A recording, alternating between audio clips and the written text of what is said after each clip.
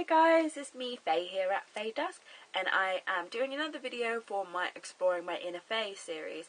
And in this video I am going to be talking about depression.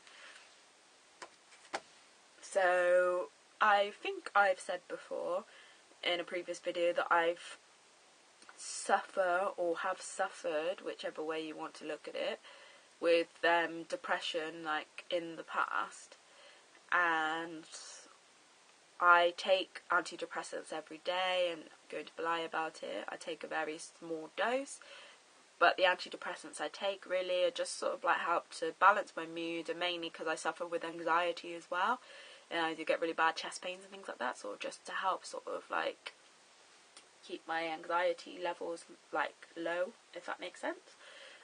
And to sort of give you a bit of background, like growing up, there's another reason why I really wanted to do these series, is all these topics I talk about, for me personally, they all sort of link together. Growing up, for some reason, I've never felt good enough, like in myself, and for years and absolutely years, I've been envious and jealous of other people, and I've hated myself for as long as I can remember. It's only been the last sort of like couple of years where I've sort of grown up and sort of learned to love myself, and it's just sort of like steady progress. But it was to the point when I was younger where I used to wish really hard every night that I could wake up as someone else, and literally I thought I was absolutely disgusting and that no one would ever want to be with me and no one would want me to be my friend, and that I wouldn't be successful, wouldn't be able to do anything with my life. And it was a really hard place to be, and it really affected my teens, to the point where I would just make up excuses like not to go out with my friends and things when I used to get invited out. And after a while your friends just stop asking you because they know you're going to say no. So I used to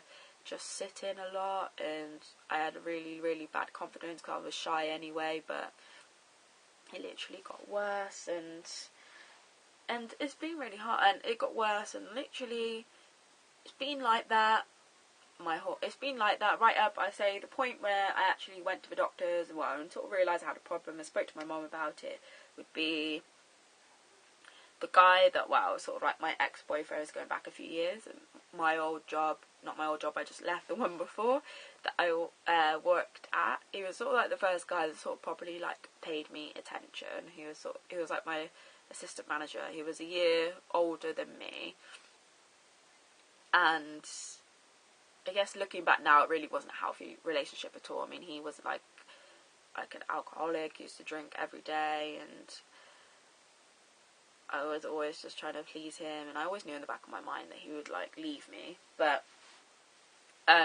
yeah, so he was showing me attention, and he started at my job, and he was texting me and saying that he liked me and stuff like that. And then we went out on a date, and then after the date, and then we met up a couple of times and stuff like that. Like literally after that, he was like, "Oh, I'm your boss at work, like I can't see you or whatever." And like, because we worked together, and because it was a small place, and it hurt, that sort of like rejection, I suppose, and it just made me feel really down. I was just really upset and depressed all the time. I felt like I had no one to talk to, and that rejection sort of made my depression worse, made me feel more depressed and more bad about myself. And it got to the point where my mum was like, you need to go to the doctors about this, like it's just making you so miserable and things like that. So like she booked me an appointment, and she sat in the waiting room, got like time off work, sat in the waiting room while I went in, and I said to my doctor, and this was the first time I'd been to the doctor by myself as well, like actually being in there by myself, and I said like I feel like depressed. And I was only about 21 at the time, I think, and I was just like, I feel like depressed, sort of thing. And yeah, so she sat me down, she talked through my options, and like she said I could have a prescription if I wanted to, but I really didn't want antidepressants, and I said that I'd think about it. Then a few months on, the same sort of things were happening, so like it just wasn't sort of like going away or getting any better. So I went back and got my number for a local counselling service. So I had counselling for like a year, and by counselling it's different, it's a therapy. It wasn't therapy, it was just like a counselling. And I used to go once a week on a Thursday, and for like 45 minutes, and we used to just like talk about whatever, really, just talk about like my feelings and about like situations. And the whole point of counselling is that they sort of ask you questions to prompt you to sort of talk, and they just sort of sit there and listen and like take notes and things like that. And I did really enjoy it, and it was sort of quite expensive. I was paying £25 a week, and I went for like nearly a year. And then during this time, me and the said guy, we actually got together properly, and I lost my virginity to him and all that sort of thing. And we was going out for like 4 months, no, 6 months, I think, can't remember, no, it was about 6 months. And then, as he doesn't drive, but I like taught him to drive in my car, and we'd gone and had dinner at my nan's house, which was really nice. And on the way back, he used to pressure me to drive my car, and I let him drive my car, and then he went into the back of someone and crashed, like, wrote off my car. And then literally, obviously, I was, sneeze, sorry, there you go, I didn't kill any fairies, I made sure I clapped. Literally went into the back of someone, and after that, obviously, I was devastated because my car was written off. And after that, he started pulling away from me and being really funny. And then there was a time, like the week before this had happened, he promised that we'd just go out on a date, the two of us.